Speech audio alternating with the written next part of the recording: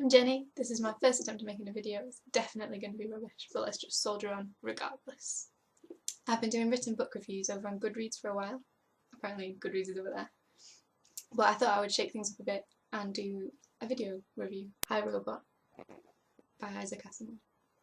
I chose this book partly because it's the first book I've ever bought because of the cover. I don't know if you can see properly. Yeah, you can. But that is a human head made out of circuit board. It's a really nice cover. On the back it's got the laws of robotics. And inside it's a really violent green colour. I'm not normally someone who buys pretty books. Normally I buy them dog-eared second-hand because I carry them around in a bag with me.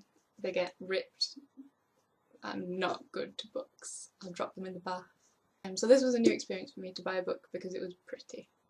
I have had iRobot on a vague to-read list one day in the future, but this cover bumped it up to the top. It's one of the Harper Voyager Classic editions. They had a whole shelf of them in the Waterstones in Hull, and they had ones like The Once and Future King by T.H. White. They had the first book in the Song of Ice and Fire series, Game of Thrones. They had the Lord of the Rings books, and they all look beautiful, but this is the one that caught my eye.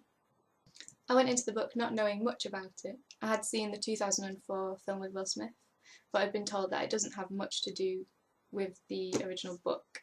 Apart from that, it uses the same 3 fundamental laws of robotics, which are: a robot may not injure a human being or allow a human being to come to harm. A robot must obey orders given to it by human beings, except where such orders would conflict with the first law.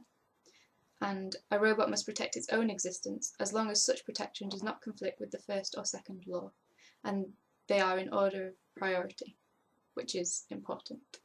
The book itself is a series of short stories. Each chapter plays out like a logical puzzle or a sort of detective story that are solved by the application of the laws of robotics. I never solved any myself, but I did enjoy going along for the ride.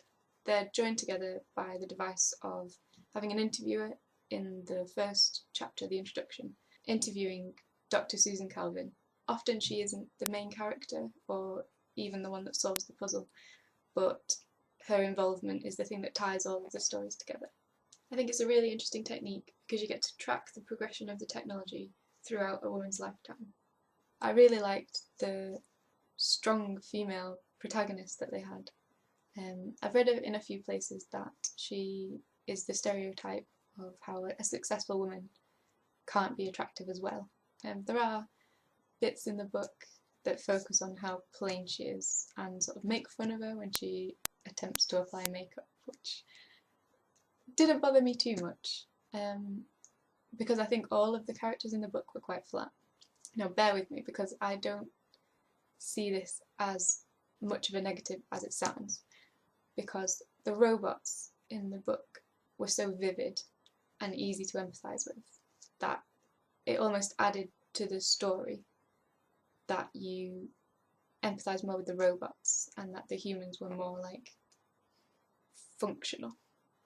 So you had the 2 comic relief engineers that were intelligent, but they had a sort of plot device, like their story was serving the greater story of the robots almost. And I just found that really interesting, and it didn't, the sort of one-dimensional nature of the characters didn't detract anything from the book for me. I did find the last chapter, which is called The Evitable Conflict, a little bit hard to follow.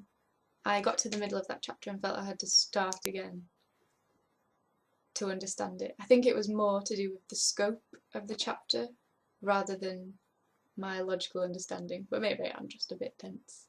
Once I did get to the end, everything tied together, and it ended up being a really satisfying ending of the book. I think I would personally rate it 4 out of 5 stars. I really enjoyed it. I would really recommend it to fans of sci-fi, but maybe would hesitate to recommend it to people that aren't particularly interested in that genre. If you've read the book, I'd love to hear whether you agree or disagree with me. Till next time, I suppose.